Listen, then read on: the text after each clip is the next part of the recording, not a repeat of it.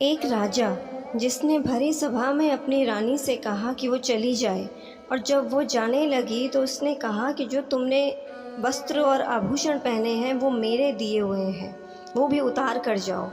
उस रानी ने उसी समय सारे वस्त्र और आभूषण उतार कर निर्वस्त्र होकर वहीं से चल दी।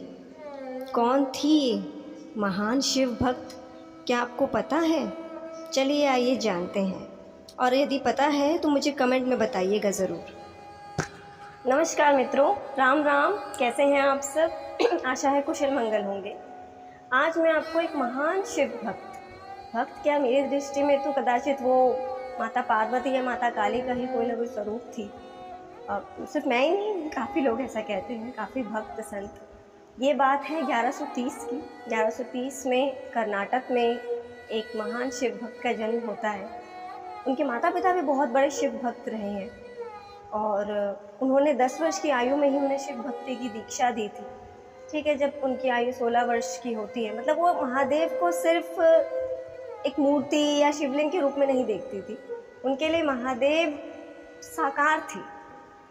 तो ठीक है, उसके बाद जब 16 वर्ष की आयु होती है तो वो विवाह वगैरह नहीं करना चाहती थी, उनके माता पिता भी नहीं चाहते थे। किंतु जैन राज, उस समय के स्थानीय जैन राजा कौशिक, वो बहुत सुंदर थी, महादेवी जी बहुत सुंदर थी, तो उनके रूप पे मोहित होकर उनसे विवाह करने का प्रस्ताव रखते हैं।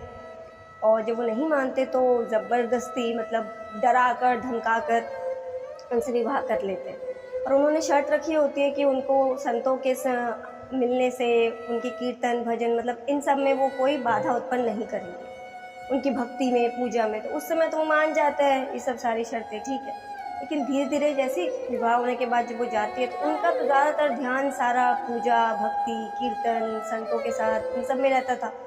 अब राजा जब भी उनसे प्रणय निवेदन करने का प्रयास करे, वो फिर चली जाए, उन्हें ये सब आता ही नहीं। ठीक है, अब एक दिन राजा इतना कामातुर हुआ कि महादेवी जी पूजा पे बैठी हुई थी, सुबह प्रातःकाल का समय था, पर उससे रुका नहीं गया। उनकी पूजा तक समाप्त होने तक का उसने प्रतीक्षा नहीं करी और उनका वस्त्र खींच लिया। तो थोड़ा सा उनका वस्त्र उस समय खुल जाता है, तो उससे उनका ध्यान भंग हो जाता है। जब ध्यान भंग होता है तो वो उनसे कहती है, उलाहना देती है कि ये आपने क्या किया, आपसे इतनी भी प्रतीक्षा नहीं हुई, और सिर्फ इस देह के लिए आपने ये सब किया। तो उन्हें बहुत बुरा लगता है। राजा था, ईगो पे हर्ट हुआ। ठीक है, अब वो सभा बुलाता है, सभा में उन्हें भी बुलाता है। तो वो कहता है कि उनके इस व्यवहार से और इन सब से उनको अच्छा नहीं लगता, तो वो ये राज्य छोड़कर, ये सब मतलब उनका घर बार छोड़ के चले जाए। महादेवी जी तो खुश, क्योंकि वो कहीं ना कहीं यही चाहती थी। अब जब वो जाने लगी तो राजा को और गुस्सा आया, उसके ईगो को और ज़्यादा ठेस पहुंची। उसने कहा कि तुमने ये सारे जो वस्त्र, अलंकार, आभूषण पहने हुए हैं, ये सब मेरे दिए हुए हैं, ये सब उतार कर जाओ। अब बीच सभा में आप स्वयं सोचिए, एक स्त्री, उन्होंने उसी समय पे भरी सभा में अपने वस्त्र, अलंकार, आभूषण सब कुछ उतार कर, उसी समय, उनके केश बहुत लंबे थे, बहुत घने और बहुत सुंदर, घुटनों से नीचे तक उनके बाल थे, केश थे, तो केशों से ही अपने शरीर को ढका और चल पड़े। नगर से बाहर, सड़क से दूर, फिर आगे ग्राम, कई तरह के तंज सुने, बहुत ताने, क्योंकि एक स्त्री, ऊपर से वो भी 11वीं सदी, 1130 के बाद, मतलब जब 16 वर्ष उसके बाद की आप कैलकुलेशन देखिए, उस समय पे एक स्त्री निर्वस्त्र होकर जा रही है। कई तरह के ताने, फप्तियाँ, भिक्षा मांगकर, क्योंकि जीवन निर्वाह भिक्षा मांगकर करती थी। उनको जाना था कल्याण, जो उनके स्थान से 800 किलोमीटर दूर अलम्मा प्रभु का अनुभव मठ, उनको वहाँ जाना था। उन्होंने उसके बारे में बहुत सुना हुआ था। और हाँ, वो महादेव के मल्लिकार्जुन शिवलिंग की पूजा करती थी। श्रीशैल पर्वत पे जो मल्लिकार्जुन ज्योतिर्लिंग स्थापित है, उनको महादेव मल्लिकार्जुन रूप में बहुत प्रिय थे। वैसे तो मल्लिकार्जुन, अगर आपने घटना सुनी हो तो माता पार्वती मल्लिका बनकर आई थी और पिता श्री भोलेनाथ अर्जुन का स्वरूप, मतलब ये है। लेकिन मल्लिका एक फूल भी है, तो उनको पसंद था शिवलिंग जो फूलों से ढका हुआ हो। तो ठीक है, अब उनको अनुभव मठ में जाना था।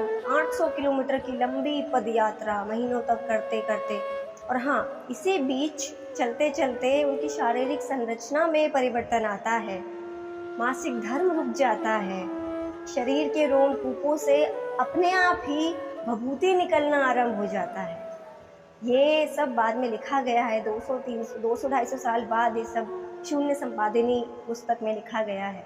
तो उस समय के जो भी लोग थे, जब वो ये सब देखते हैं कि अनायास ही अपने आप शरीर से भभूत का निकलना, शिवत्व की प्राप्ति उनको मार्ग में ही हो ही चुकी थी।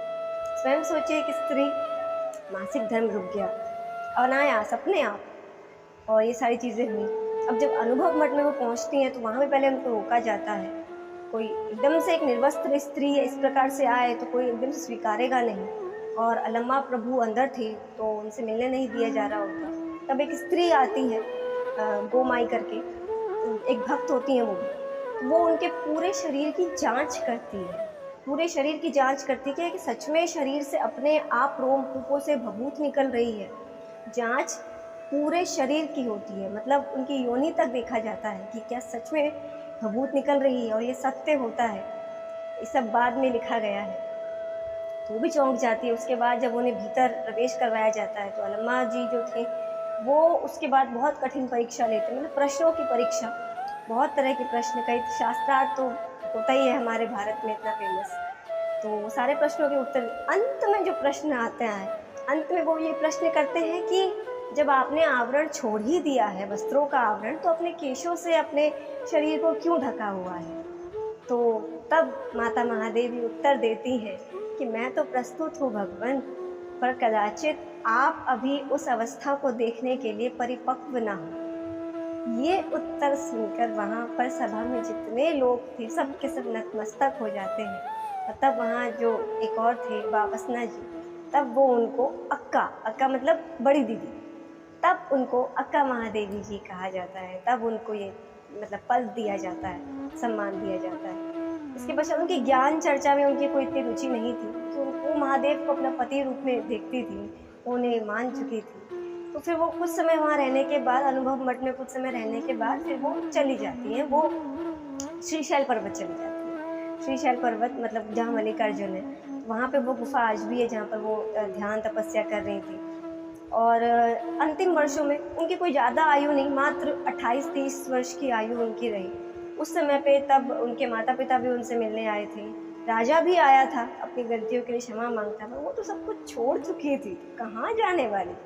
फिर कुछ समय पश्चात पता चलता है कि एकदम वो एक दिन अंतर्ध्यान हो गई। जैसे मीरा देवी का शरीर नहीं मिला था, विलीन हो गया था, उसी प्रकार माता महादेवी का भी शरीर नहीं मिला, अंतर्ध्यान हो गई, शिव में विलीन हो गई। साकार से प्रेम करके निराकार में लीन। मतलब जैसे देवी मीरा, देवी राधा, देवी सीता, इनको मैं सखी रूप में देखती हूँ, कृष्ण को सखा रूप में देखती हूँ। तो जब मैंने माता महादेवी के बारे में सुना, मतलब हो गया मुझे कुछ साल इनके बारे में पता हुए, सुनते ही मेरे हृदय में ना मातृत्व भाव जागा। इनके लिए मेरे हृदय से सदैव यही भाव निकलेगा, धन्य है ऐसी माताएं, ऐसी भक्त, इनके चरणों में मेरा बारंबार प्रणाम। मैं जब भी इनके बारे में बात करूंगी मेरे नेत्र जरूर। इस तरह की सुंदर सुंदर भक्तों की कथाएं सुनने के लिए इस चैनल को लाइक कीजिए, शेयर कीजिए, सब्सक्राइब कीजिए। आपको बहुत सुंदर सुंदर भक्तों की, प्रभु की, इन सब की घटनाएं सुनने जानने को मिलेंगी। और मैं सदैव यही प्रार्थना करूंगी कि प्रभु में प्रीति बढ़े, भक्तों से, संतों से प्यार हो। भगवान को बहुत अच्छा लगता है जब उनके भक्तों से प्यार किया जाता है। राम हर हर।